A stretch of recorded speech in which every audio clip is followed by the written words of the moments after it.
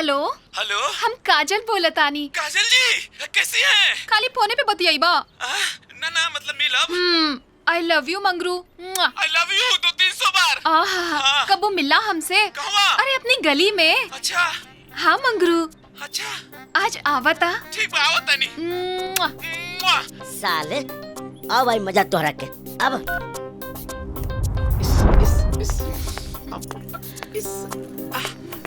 काजल जी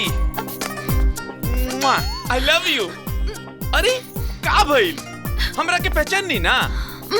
ला अरे हम बानी मंगेरू। वो दिनवा गुंडा से बचौले रहनी हमरा के, तब से कहतानी कि हमरा तहरा से बहुत प्यार भइल बा। फोनवा पे बोले रहनी, ऐसे न खाली मिले आइल बानी। क्या का भइल? कुछ ना। हाँ तने हेने आवा। है ने, तू जैसे जैसे कहबू वैसे वैसे करब। हाँ बोला।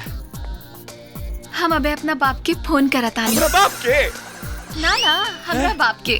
ससुर जी के बियाह खातिर करके आवा ना। जा जा। मुआ।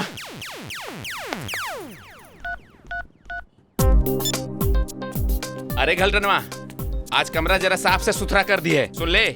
ध्यान से सुन जो बोला था नहीं। सुन ना, चदरा बिछा दी साफ सुथरा, दुगो तकिया रख दिए। सुन सुन सुन सुन, मेडिकल शॉप से सामानवा जरा ले आई है, बड़ा टंच माल मिलल बिया रे।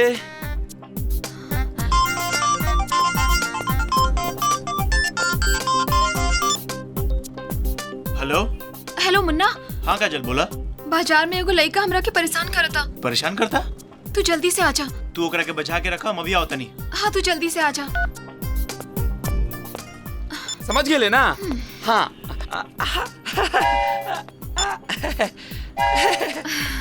हो गइल बातचीत। हाँ आओ तारे बाबूजी, आवत तारे। फिट हो गइल बा। हमरा और का करे के पड़ी? अब तनी अपन आँख बंद करा। आँख बंद कर ली।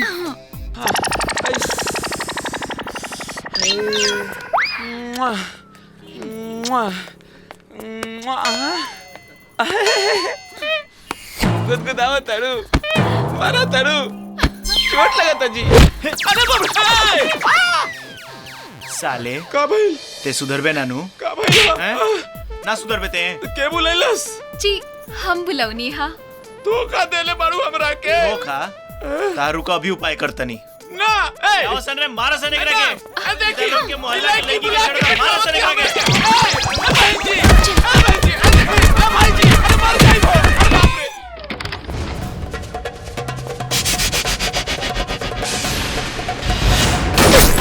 अरे भैया हमको छोड़ दी, हमारा के बचा ली भाई जी। भाई जी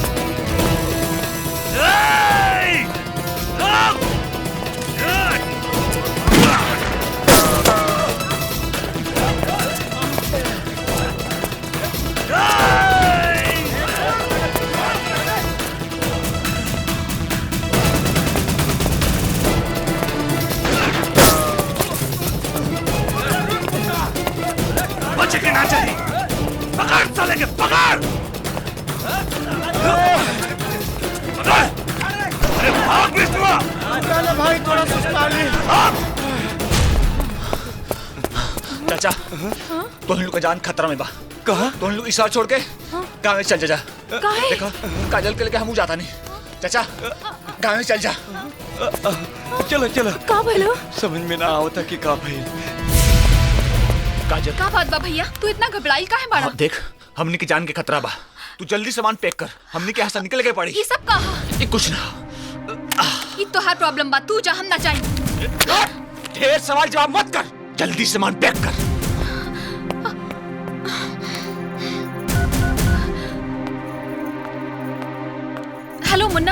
तू जल्दी आजा हमरा करे। काहे का भइल? हमार भाई हमरा के कहीं जबरदस्ती लेके जाता रे। जबरदस्ती कहाँ लेके जाता रे? अरे हमके नहीं के मालूम, तू जल्दी आजा बस। अच्छा होता नहीं। मोबाइल दे। के क्लास से बात होता रे? आए हट! इतना देर से समझाता हूँ, समझ में नहीं क्या? कहीं ना जान तोरा संगे।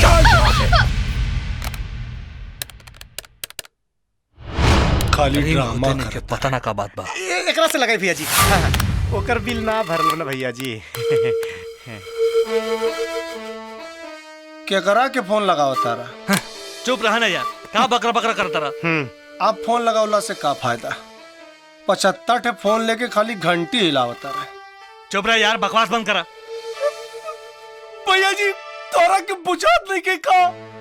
अरे 2 दिन बाद हम मुख्यमंत्री पद के शपथ लेवे जाता नहीं और मनोजवा का कुछ पता नहीं के। मंत्री तू बनबा, आ कोई ना रोक सके तोरा के, समझला? भैया जी आपके जबान पे पूरा भरोसा है, लेकिन फिर भी मैंने खून के नदी बहा दे। पानी तो कब बहेबे ना कैलन, खून के नदी बहावे चलत बड़न। का कहला विष्णु जी? ना भैया जी, खून के नदी। हाँ पिंटू भैया, कुछ कराओ पिंटू भैया। विष्णु जी, जी भैया जी। मनोजवा के बहन के उठा लेवल जाओ, अपने आप मनोजवा आ जाए। अरे पिंटू भैया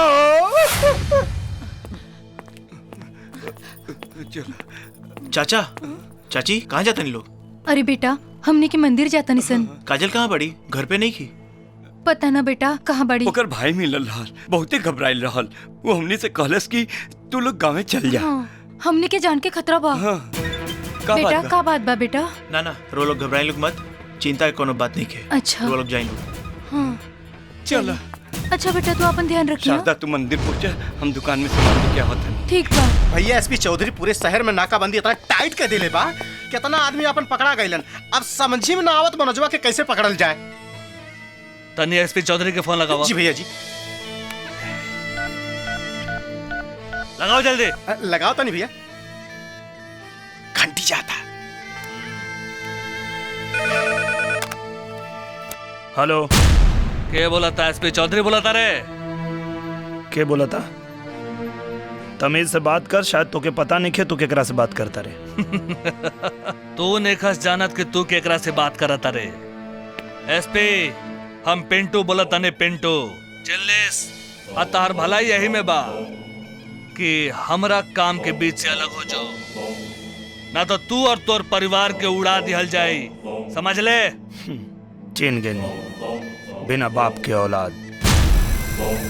अब एक बात हमार सुन, जितना जल्दी होके ये शहर से अपन बोरिया बिस्तर बांध ले, काहे कि तोर मौत अब पक्का बा। हमारे को बात सुन। चुप चुप, अभी हमार बात खत्म नहीं के भाई। एसपी वीरेंद्र प्रताप सिंह के केस में कोनो गिरफ्तारी ना होला, न कोर्ट न कचहरी, सीधा रिहाई, जिंदगी से रिहाई। वीरेंद्र प्रताप सिंह तोर बाप।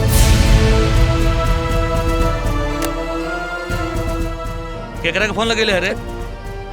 भैया एसपी चौधरी के। ये वीरेंद्र प्रताप सिंह के बा? हमका नाम मालूम भैया जी। एसपी चौधरी वीरेंद्र प्रताप सिंह, ये चाल कुछ समझ में नहीं आवत।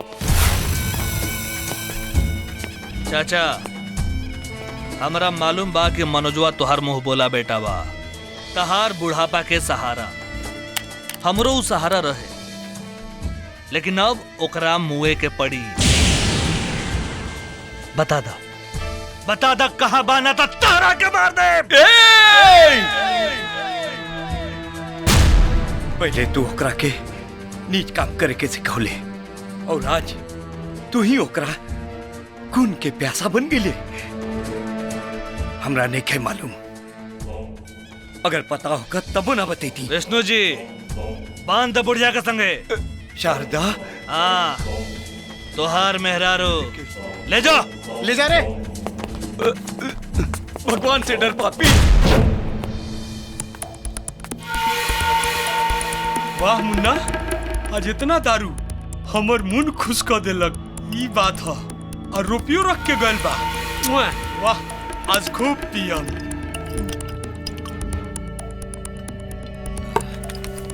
ई कथी है? चिट्ठी? काका, हम एगो काम से बाहर जाता नहीं, जल्दी आ जाए। तब तक तारा खाए पिए के व्यवस्था कर दिले बनी। तू अपन ख्याल रखियो। आ काका, आ तोरा से हमारे एगो आखिरी निवेदन बा, तू हमरा माई बाप से मिला द, काहे कि उ लोग के बिना अब हमार जियल मुश्किल हो गइल बा। हम तारा से वादा करतनी कि हमार माई बाप मिल जाई तब्बो हम तारा के ना छोड़ेम, काहे कि तोहार ई दुनिया में हमरा सिवा केहू नहीं के। तोहार बेटा मुन्ना।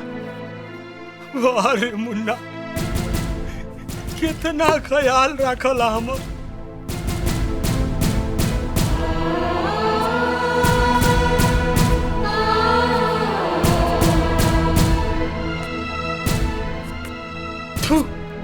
थू बा तोहरा पर काका।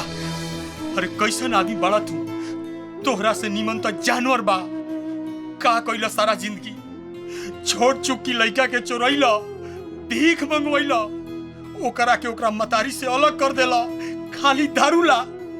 आज ही दारू कौना मोड़ पर खड़ा कर देला हमरा के। उ लड़का सब कुछ के व्यवस्था कैलक, अपना मतारी बाप से मिलेला। हम कुछ ना कर सकनी, लेकिन आज मुन्ना हम तोरा बाप मतारी से मिलवाए, चाहे कुछ हो जाए। हाँ सामलाल, हम तोरा बेटा से तोरा के मिलवाए। आओ थानी सामलाल, हम आओ थानी। मुन्ना, हम तोरा बाप मतारी से मिलवाए। मुन्ना, सामलाल। अरे कहाँ लेके जाता रहा? छोड़ो हमरा के। ढेर सवाल जवाब ना, जहाँ ले जाता है चुपचाप चल। भैया छोड़ दो, छोड़ दो हमरा के।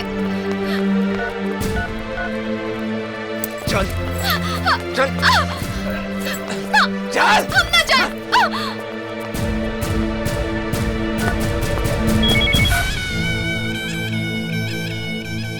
हेलो पिंटू भैया नमस्ते। एगो काम की खबर बा, मनोजवा के देखनी है हम पटना तिवारी फार्म हाउस में। तिवारी हाउस, ठीक बा।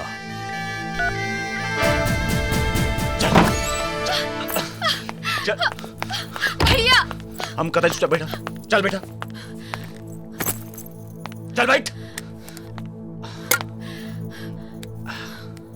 हम दरवाजा बंद करके आवता नहीं।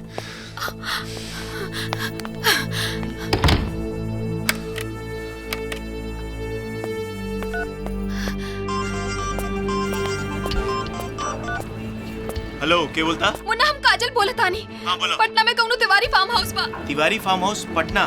तू जल्दी से आजा। ठीक बा। अच्छा ठीक बा।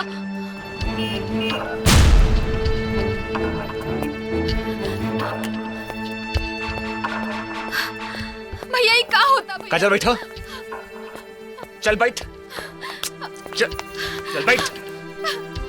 देख, कुछ दिन का बात बा, तू हमारी बात समझ ना। कुछ दिन के बाद बस सब सही हो जाएगी। इस जगह हमने खातिर सुरक्षित नहीं खे, बस कुछ दिन।